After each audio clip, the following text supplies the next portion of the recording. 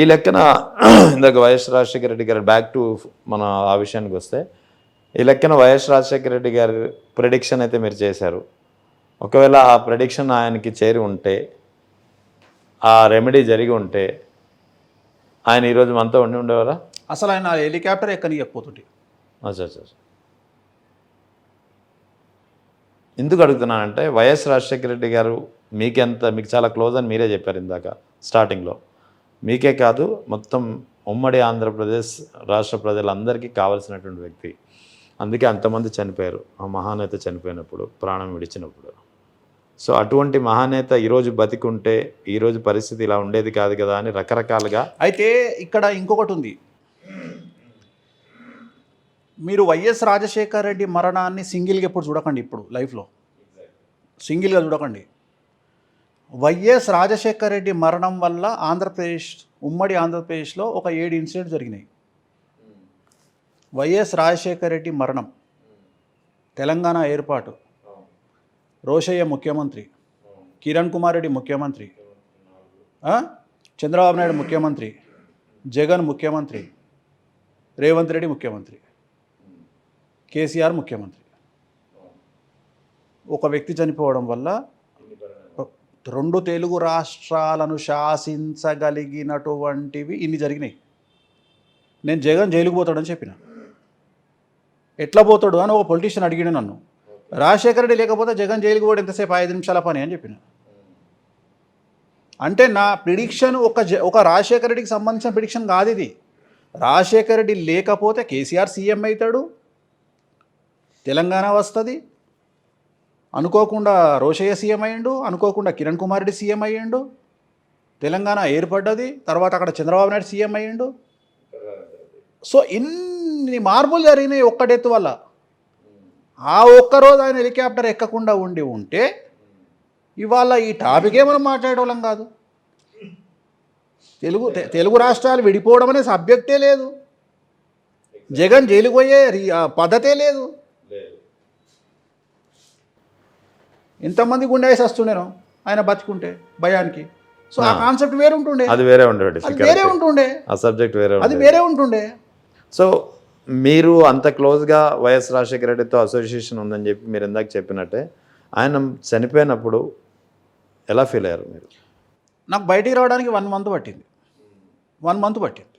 నేను ఒక విషయం చెప్తా. అంటే అదొక ఎపిసోడ్ ఏం జరిగిందంటే, ఆయన హెలికాప్టర్లో ఇక్కడి నుండి బయలుదేరుతారు అన్న ముందు రోజు వెంకటాద్రి ఎక్స్ప్రెస్లో నేను తిరుపతి పోతున్నా. ముందు రోజు అంటే ఫస్ట్ నైట్ నేను ఏ ట్రైన్లో అయితే ఉన్నానో ఆ ట్రైన్లోనే తులసిరెడ్డి గారు ఉన్నారు, పీసీసీ చేసిరు. సో మేము బయలుదేరినాము. ఎక్కడ తిరుపతిలో దిగినా, నేను తిరుపతిలో దిగి నేను ఇమీడియట్గా ఒక చిన్న గెస్ట్ హౌస్ తీసుకొని స్నానం చేసి నేను ఫస్ట్ శ్రీనివాస మంగాపురం టెంపుల్కి వెళ్ళి శ్రీనివాస మంగాపురంలో కూర్చున్న తర్వాత ఫస్ట్ ఫోను అప్పుడు మా గజ్వేల్ ఎమ్మెల్యే నర్సారెడ్డి గారు ఆయన ఫోన్ చేసి అన్న సీఎం మిస్ అయ్యిండు అన్నాడు. ఏమైందన్న అంటే హెలికాప్టర్ ఇట్లా మిస్ అయింది సీఎం, పోయిండన్న లేడీగా అని చెప్పిన. ఇది నా ఫస్ట్ ఫోన్ అండి. ఇది నాకు వచ్చిన ఫస్ట్ ఫోన్ ఆ రోజు. అక్కడి నుండి మీరు నమ్మరు 1500 కాల్స్ అటెండ్ చేశాను నేను. శ్రీవారి మెట్టు నడుచుకుంటూ పోతున్నాను.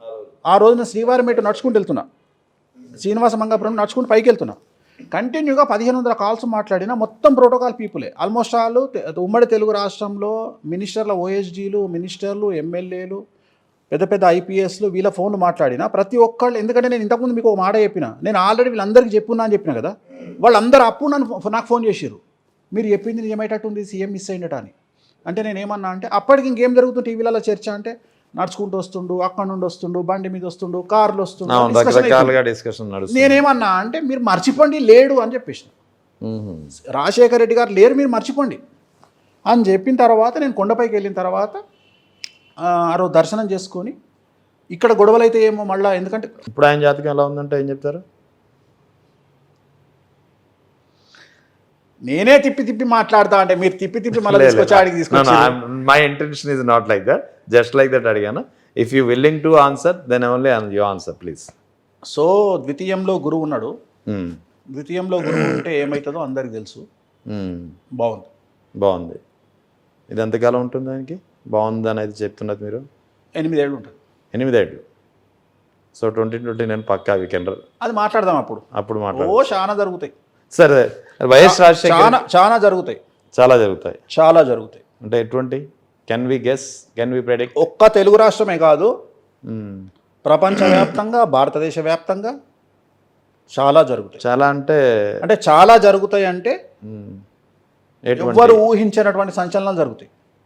అంటే అది రాజకీయంగా, ఆర్థికంగా, ఓకే, సామాజికంగా, భౌతికంగా కూడానా? అట్లా కాదు నేను అనేది, మీకు అర్థమైతలేదు నేను అనేది. ఏమంటున్నా అంటే ఇప్పుడు ఆర్థికంగా అంటే ఒక పెద్ద ఏమంటారు ఆర్థిక ఏమంటారు సంపు, ఓకే, అర్థమైంది. సంక్షోభం అనేది వస్తుంది, భారతదేశంలో వస్తుంది, ప్రపంచవ్యాప్తంగా వస్తుంది. అట్లనే కాలాలు మారుతాయి. మీరు అబ్జర్వ్ చేస్తే, మీరు బాగా అబ్జర్వ్ చేసిరో లేదో, నేను లాస్ట్ ఇయర్ ప్రిడిక్షన్లో కూడా చెప్పిన, కాలాలు మారినాయి. మీరు అబ్జర్వ్ చేయండి, కాలాలు మారినాయి అంటే మనకు చలికాలం అనేది ఎక్స్టెండ్ అయింది, అట్లనే వర్షాకాలం కూడా ఎక్స్టెండ్ అయింది. అంటే వర్షాకాలం రావాల్సిన టైంలో రాలే. మీరు అబ్జర్వ్ చేయండి, అంటే ప్రతిదీ 2 నెలలు మారుతుంది, కాలం అనేది మారుతుంది. సో అట్లనే చాలా సంచలనాలు రాబోతున్నాయి. మీకు రేట్లు పెరుగుతాయి రాబోయే కాలంలో. పాలు 200, ఆయిల్ 500, ఇట్లా ఇట్లా వెళ్తుంది, అండర్లైన్ వెళ్తుంది.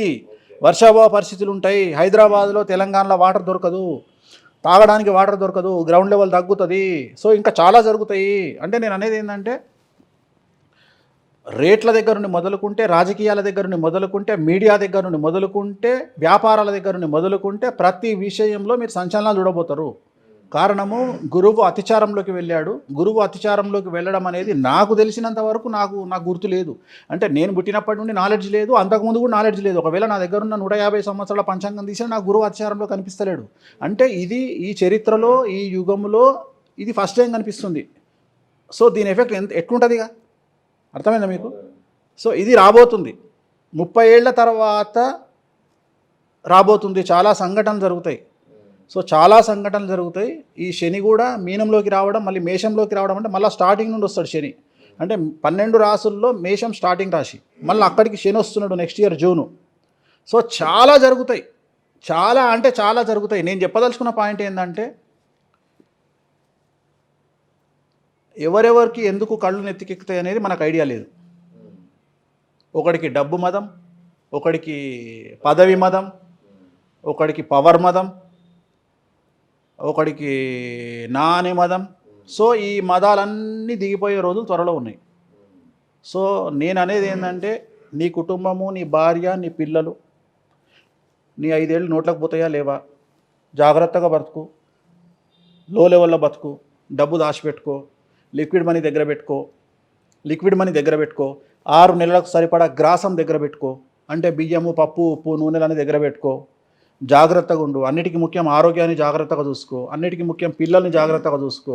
పిల్లల మీద చాలా పెద్ద ఎఫెక్ట్ పడబోతుంది ఈ సంవత్సరం నుండి. అందుకని పిల్లల్ని జాగ్రత్తగా చూసుకో. పిల్లలు రాంగ్ సైడ్ వెళ్ళే అవకాశం ఉంది, మరీ ముఖ్యంగా మగపిల్లలు రాంగ్ సైడ్ వెళ్ళే అవకాశం ఉంది. సో వీటిని జాగ్రత్తగా చూసుకో, హెల్త్ కాపాడుకో. అంతేగాని తనకు మాలిన ధర్మంలోపు వెళ్ళకు. తనకు మాలిన ధర్మం అంటే నీ కుటుంబాన్ని కాకుండా నువ్వేదో పీకుడు గాని లెక్క సమాజాన్ని ఉద్ధరిస్తామనేటువంటి బిల్డప్లు ఇయ్యకు. సో చాలా చాలా జరుగుతాయి. అవన్నీ మనం తర్వాత మాట్లాడుకుందాం, దానికి ఒక స్పెషల్ పెట్టుకుందాం పాడ్కాస్ట్. వైఎస్ రాజశేఖర రెడ్డి గారి గురించి మీకు నచ్చిన విషయాలు ఏంటంటే ఏం చెప్తారు? Because you are closely associated with him for a long time. దానికి ముందు ఒక ఫోటో చూపిస్తే మేబీ, అంటే క్లోజు అంటే మనం మాట్లాడుకొని, ఓ సామెత ఉంది, చచ్చిపోయిన బర్రె పలిగిపోయిన బుడ్డెడు పాలిచ్చింది అని ఒక మాట మాట్లాడుతుంటారు తెలంగాణలో. అట్లా మాట్లాడుకోవడం కాకుండా చూపిస్తే మీకు తెలుస్తుంది.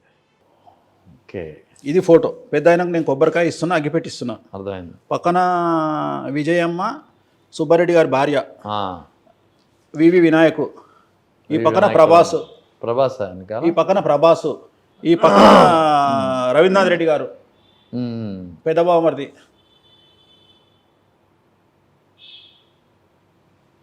ఇగో ఈయన చంద్రప్రతాప్ రెడ్డి. ఇప్పుడు నేను చెప్పిన వ్యక్తి చనిపోయింది. First prediction ఈయనదే. సో ఇది యోగి సినిమా ముహూర్తం ఇది. ఓకే. అప్పటి డీజీపీ దినేష్ రెడ్డి గారు. అవును. అప్పుడు అప్పుడు వీళ్ళంతా సినిమా కొబ్బరికాయ కొట్టడానికి వచ్చారు. కొబ్బరికాయ కొట్టడానికి వచ్చారు వీళ్ళంతా. ఇగో ఇక్కడ చంద్రప్రతాప్ రెడ్డి గారు ఇక్కడ ఉన్నారు. ఇది క్లియర్ ఫోటో ఇది. అవును. ఆయన ఫోటో ఇది. ఈయననే చంద్రప్రతాప్ రెడ్డి గారు అంటే. అవును. ఇది పెద్ద ఆయన. ఆ రోజు సరే, ఆయనలో మీకు నచ్చిన విషయాలు ఉంటాయి ఏం చెప్తారు? ఎందుకు ఆయన మహానేతగా మారారు, అందరి హృదయాల్లో ఎందుకు నిలిచారంటే ఏం చెప్తారు? అంటే నేను ఆయన దగ్గర చూసిన ఫస్ట్ క్వాలిటీ అండి, ఫస్ట్ క్వాలిటీ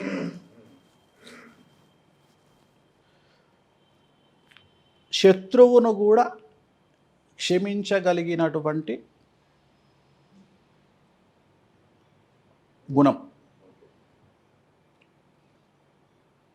ఒక చాలా పెద్ద వ్యక్తి, సినిమా ఇండస్ట్రీకి సంబంధించిన పెద్ద వ్యక్తి, చాలా పెద్ద వ్యక్తి ఒక పొలిటీషియన్ వల్ల సఫర్ అవుతున్నాడు.